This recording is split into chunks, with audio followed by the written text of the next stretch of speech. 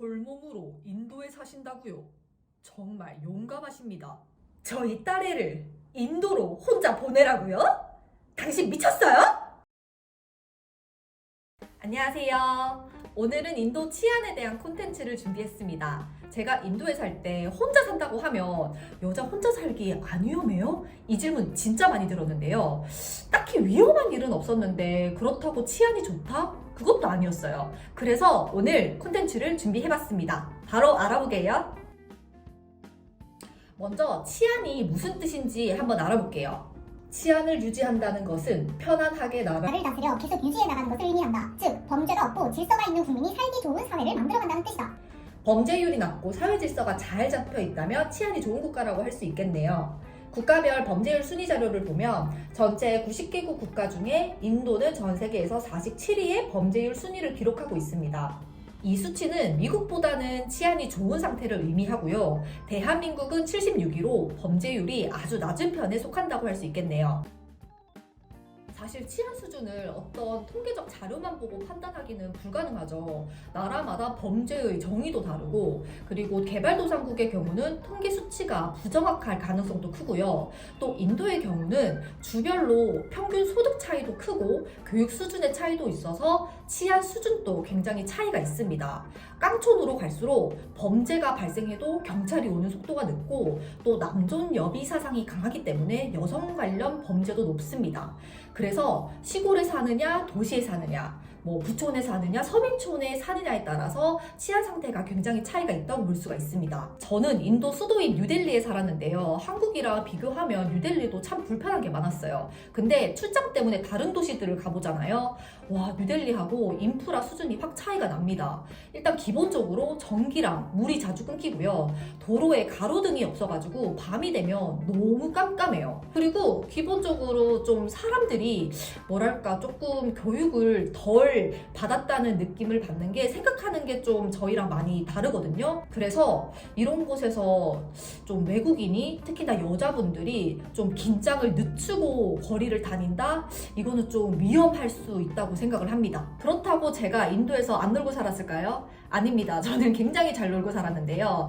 대도시에서는 밤늦게까지 좀 놀 수 있는 그런 곳들이 꽤 있어요. 뉴델리 기준으로 에어로시티, 그리고 칸마켓, 하우스가스, 바산트 비아르, 기타 부촌 지역 등에 가면 외국인 포함 인도인들도 굉장히 늦은 시간까지 아주 핫하게 노는 걸 볼 수가 있는데요. 근데 그런 곳들이 굉장히 한정적이라는 거죠. 그래서 인도에 살면서 자기가 사는 지역을 잘 알고 어떤 곳이 위험한지 아닌지를 파악할 수준이 되면 한국처럼 놀아도 괜찮습니다.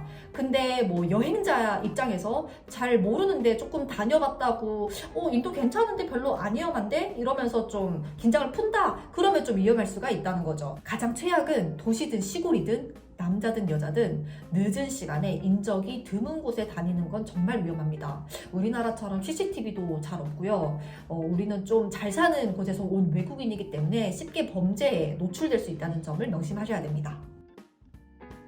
일단 인도 분들은 다른 사람들한테 관심이 그렇게 많습니다.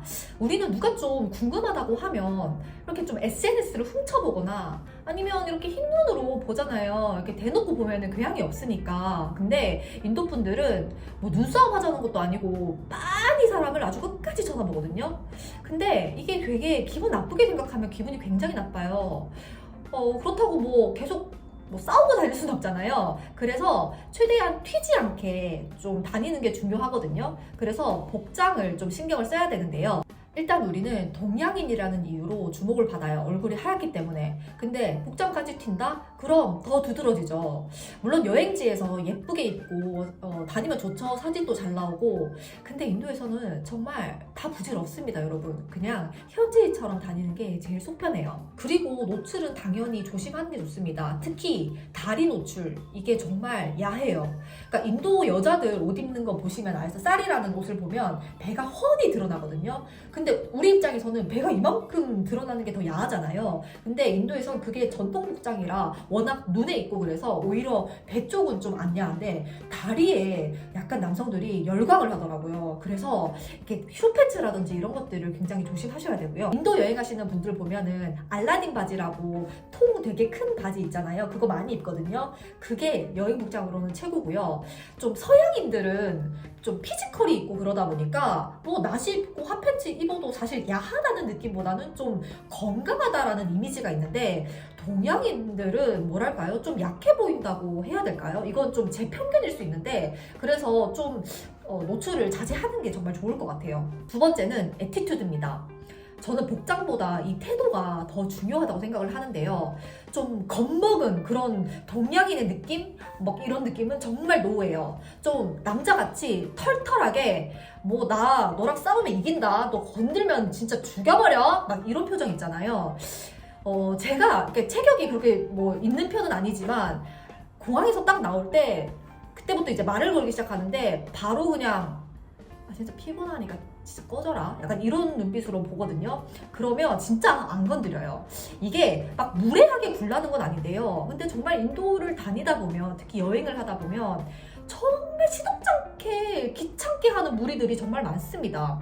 약간 동네 양아치 같은 애들이 뭐 처음에는 기분 좋게 뭐 너 김태희 닮았어 뭐 고소영 이러는데 그것도 한 번 두 번이지 막 그것 때문에 기분 좋다고 헤헤헤 거리잖아요. 그럼 정말로 집까지 쫓아와가지고 나중에는 나랑 결혼해달라 너를 사랑한다 우리 키스하자 자자 여기까지 가거든요.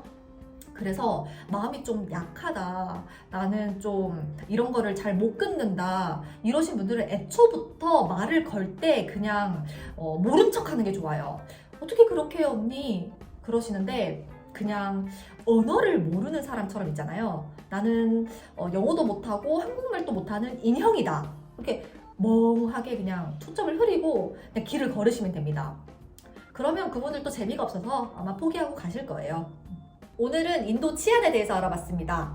늦은 시간에 혼자 다니는 거 주의하기, 복장을 올바르게 입기, 당당한 태도로 다니기 이것만 주의하시면 인도에서도 사실만 할 거예요. 그럼 다음 시간에 뵙겠습니다.